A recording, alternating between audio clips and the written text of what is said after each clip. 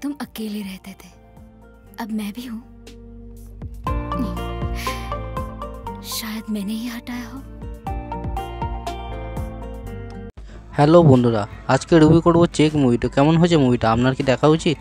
Chandrashekhar reality পরিচালিত এই সিনেমাটি একেবারেই আলাদা ধরনের।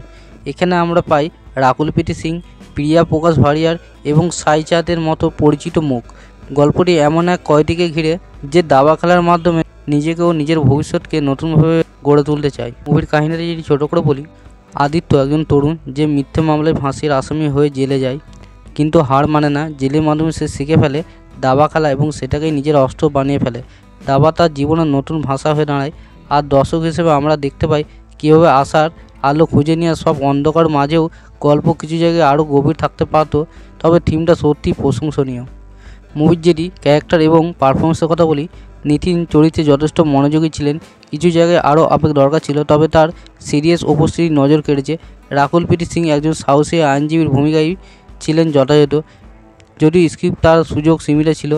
সাই চাঁদ জেল জীবনের দৃশ্য প্রাণ এনেছে, তার অভিনয় ছিল একদম সুতোপুত ও বিশ্বাসযোগ্য। এই মুভির ডাইরেকশন এবং স্ক্রিন প্লের যদি কথা বলি, চন্দ্রশেখর রিয়ালিটি চেয়েছিলেন এমন একটি বুদ্ধিমত্তা ও মনস্তত্ত্বের উপর দাঁড়ানো। জেলের আবহ, দাবার থিম, চরিত্রের দ্বন্দ্ব সব মিলে একটা ভিন্ন অভিজ্ঞতা দেয়। তবে স্ক্রিপ্টের কিছু জায়গায় আরও শক্তিশালী হলে গল্পটা হয়তো আরও বেশি প্রভাব ফেলত।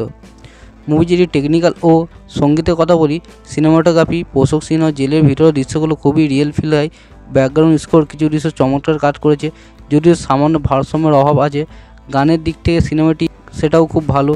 মুভি যদি পজিটিভ ও নেগেটিভ দিকের কথা বলি, ভিন্নধর্মী কনসেপ্ট যেটা খুবই ভালো, জেল জীবন ও দাবা খেলার চমৎকার সংমিশ্রণ যেটাও ভালো লাগে, কিছু চরিত্রের শক্তিশালী পারফরমেন্স সেটাও ভালো লাগে। সংলাপ আরও গভীরতা দিলে চরিত্রগুলি আর স্মরণীয় হতে পারত। শেষভাবে কিছু যুক্তি আরও স্পষ্ট হলে দর্শক বেশি সংযুক্ত বোধ করত। দাবা খেলার কিছু মুহূর্ত আরও টান হতে পারত। চেক এমন একটি সিনেমা যা প্রচারিত ধারার বাইরে গিয়ে গল্প বলতে চেয়েছেন। এর চিন্তাশীল থিম এবং আশার বার্তা সত্যি অনুপ্রাণিত করে। ভিডিওটা ভালো লাগে লাইক শেয়ার সাবস্ক্রাইব করতে ভুলবেন না। আর মুভিটা আপনার কেমন লেগেছে কমেন্টে লিখুন। আমার মুভিটা ভালোই লেগেছে, দেখতে পারেন। আর ভিডিওটা ভালো লাগলে সাবস্ক্রাইব করতে ভুলবেন না।